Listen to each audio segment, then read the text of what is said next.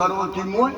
એટલે કે એ કે જોયે આપણે ખાવા બેસે ને ફિટ થઈ જાય કરવતી જ નીકળે એટલે આવડી ખૂંટી મારી કે માગ કર્યો જે પેલા દાટી પણ જમવાનું મારો બધો ઓદરું હતું સડી ગયું માથે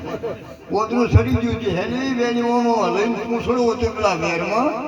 વેરમાં જતો રહ્યો ને પેલી ખૂંટી કાઢી પડી આ તાર હારું પૂછું એટલે ખૂંટી કાઢી પડી છે પેલો લાકડો હતો ને એ ફિટ થઈ ગયું લાકડું ફિટ થઈ ગયું કે એટલે મારો પેલો ઓદરો ગાય છે કરે એટલે બીજા કે એ અરે હા પેલો ઓદરો મરી જાય કે ચમ એટલે કે પેલી ફલાટની ખૂંટી ગાડી પડી છે પૂછડું ફસણું ઓદરો એ મરી જાય એટલે કે હેડ કે હજી બીજે જાવ એટલે કે એ મારો પેલો ઓદરો એ તું મત કે ગાય છે કર મને કાઢવા દે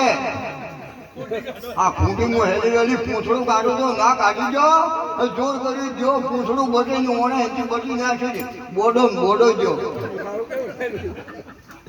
તે કાંઈ છે ના કરો ભાઈ સમજણી બધી જ છે ગુરુ કરાવવા એ ખબર છે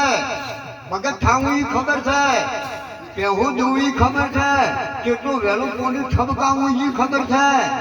બધી ખબર છે ભે વિયા ને પાડો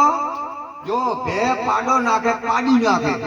ભાઈ તમે ઊંચા હો ને ઈસ્ત્રીનો અવતાર છે જે વહેલી જાગે ઈનો અવતાર છે આપણી મોર જાગે છે ને ઈનો અવતાર છે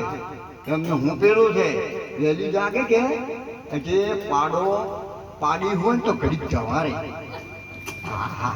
મારી છોડીને હાલવા થાય બરોબર જો મારી બહેનો હોય આ તમારો બીજો છે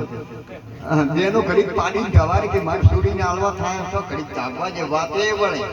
એમ તો સવારે પોણા અને જો પાડો વળજો નથી બથડ બીજ વાજો નથી